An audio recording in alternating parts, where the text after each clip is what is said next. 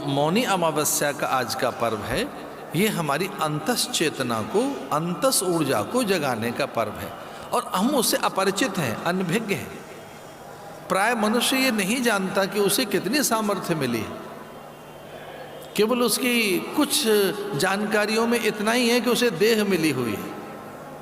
केवल इतना सा ही ज्ञान है कि रंग रूप है, वर्ण है, ये आकृति प्रकृति है, मेरे ये जाति कुल गोत्र वंश परंपरा है, अथवा ये मेरा समुदाय संप्रदाय है, अथवा मैं यहाँ का हूँ।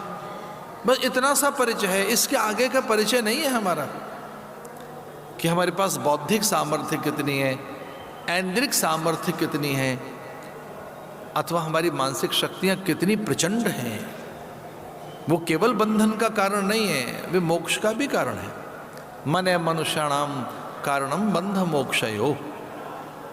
अगर हम मन की एकाग्रता को उपलब्ध हो सकें, हम अथवा चित्त की निरुद्धावस्था को उपलब्ध हो सकें, तो क्या शक्तियां हैं वहाँ। हमारा वृत्ति प्रवाह ठहर सके, और ये अभ्यास से संभव है। तो मैं निवेदन ये कर रहा था कि हम बहुत ज़्यादा, हमें कुछ पता नहीं है, कुछ बाहर की चीज़ों का ही हमें पता है, अपने अंतःकरण की, अंतस की, अपने स्वभाव की, अपनी अस्तित्व की जो सत्ता है, वहाँ जो एक बहुत बड़ा वैभव है, उससे हम अपरिचित हैं। हम भगवान के अंश हैं, हम सामान्य नहीं हैं। और अंश तो भगवान का प्रत्येक पदार्थ है। ऐसा नहीं है कि जड़ वस्तुओं में भगवान नहीं है, पर वह मुखर नहीं है, प्रखर नहीं है। वो जो भगवत तत्व है वो उतना जागृत नहीं है, वहाँ उतना चैतन्य नहीं है, वो उतना जीवंत नहीं है, वो उतना प्रखर मुखर नहीं है, वो उतना अधिक अभिव्यक्त नहीं है जितना अभिव्यक्त मनुष्य में भगवत तत्व है। जो भगवत तत्व है, जो भगवत सत्ता है, वो मनुष्य में अधिक मुखर है, अन्य में मौन है।